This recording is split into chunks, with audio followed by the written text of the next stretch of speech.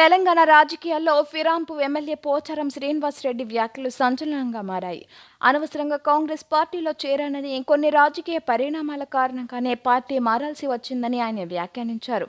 కేసీఆర్ను మోసం చేసి పార్టీ మారడం తనకు ఇష్టం లేదని, కానీ పరిస్థితుల వల్ల తప్పలేదన్నారు. కేసీఆర్ వల్ల తన నియోజకవర్గంలో అభివృద్ధి జరిగిందని తానే చెబుతున్నానని పేర్కొన్నారు. తాను కాంగ్రెస్ కండువా కప్పుకోలేదని, జాతీయ జెండానే కప్పుకున్నానని అన్నారు. సీఎం రేవంత్ రెడ్డి చెప్పిన మంత్రులు తన నియోజకవర్గానికి నిధులు ఇవ్వడం లేదని ఆరోపించారు. బట్టి, పొంగులేటి, వేం నరేందర్ రెడ్డి పలుమార్లు ఫోన్లు చేసినా స్పందించలేదన్నారు.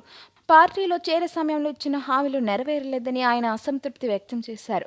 గతంలో రేవంత్ ను నేరుగా ప్రశ్నించాలని పోచారం తెలిపారు. ఎమ్మెల్యే పదవిని తాను అమ్ముకోలేదని స్పష్టం చేశారు. నేను ఇచ్చింది కేసీఆర్ కాదంటే కదా నేను చెప్తున్నా కేసీఆర్ ఇచ్చిందని జరిగింది అని గంట పద చెప్తున్నాను. ఎవడు నాకు చెప్పాల్సిన అవసరం లేదు, నేనే సాక్ష్యం. అన్నం పెట్టుడు మరుస్తున్నా కష్టం కదా. అయితే రాజకీయ పరిణామాల వల్ల కొంతమంది దౌర్భాగ్యాలు చేసినటువంటి బాధల వల్ల నేను కొంత నిర్ణయం తీసుకుని మారాల్సి వచ్చింది. అన్ని హామీస్తున్నా 6 మాసాల్లో కూడా పూర్తి చేస్తా అన్నాడు. ఇవన్నీ కడువ కప్పుకున్నా. ఆ కడువ కూడా జాతీయ కడువ కప్పుకున్నా. నయమైంది. ఈ కోర్టు కేసులు ఉన్నాయి ఇప్పుడు మా మీద కోర్టు కేసులు నడుస్తున్నాయి. అరే చేతి గుట్టు కండువ కప్పుకోలేదు బాబు, ఇందిరమ్మ బొమ్మతో కప్పుకోలేదు, జాతీయ కండువ మోదీ కూడా కప్పుకున్నాడు ప్రధానమంత్రి, అది కప్పుకురా చెప్పిన. సరే ఆ కథ వేరు లీగల్ గా. ఇప్పుడు ఈ పరిస్థితిలో మనం ఇక్కడ ఆగినాం. దానికి కొంతమంది రకరకాలుగా మాట్లాడుతాం. తర్వాత మొన్న నవంబర్ 7 తారీఖు నాడు సీఎం గారింటికి మీటింగ్ అయితే పోయినా. అందరు ఎమ్మెల్యేలకు మాట్లాడుతుంటే మాకు కూడా పిలిచాడు. అది ఫిరాయింపుదారుల ఎమ్మెల్యే మీటింగ్ పెడితే అందరు పోయినాం. మీటింగ్ అయినాక విడివిడిగా మాట్లాడిపోయినాం. పొంగులేటి శ్రీనివాసరెడ్డి కూర్చున్నాడు, బట్టి కూర్చున్నాడు ఆయన పొలిటికల్ ఆ ఛాంబర్లో. నేను పోయి శ్రీనివాసరెడ్డి రేవంత్ రెడ్డి గారు లేచాడు, కూర్చోసేనని అన్నాడు. ఒకటి అడిగితే సమాధానం చెప్పినా కూర్చుంటా అన్నా. ఏందన్నాడు, నేను నీకు 21 జూన్ నాడు నాకు కండువ కప్పిన రోజు నాకేమైనా పైసలు ఇచ్చినావా, నన్ను ఏమైనా కొన్నావా, కట్లట్టు వచ్చినా కొన్నావా చెప్పు, నాకేమైనా ఇద్దరు ఉన్నారు, నన్ను ఏమన్నా నా ఎమ్మెల్యేషిప్ కొన్నావా, నన్ను కొన్నావా చెప్పు, నేను అమ్ముడు పోయినా నీకే చెప్పినా. లేదు, పోలేదు, ఇయ్యలేదు. నేను దేనికోసం వచ్చినా, ఈ సమస్యల కోసం వచ్చినా.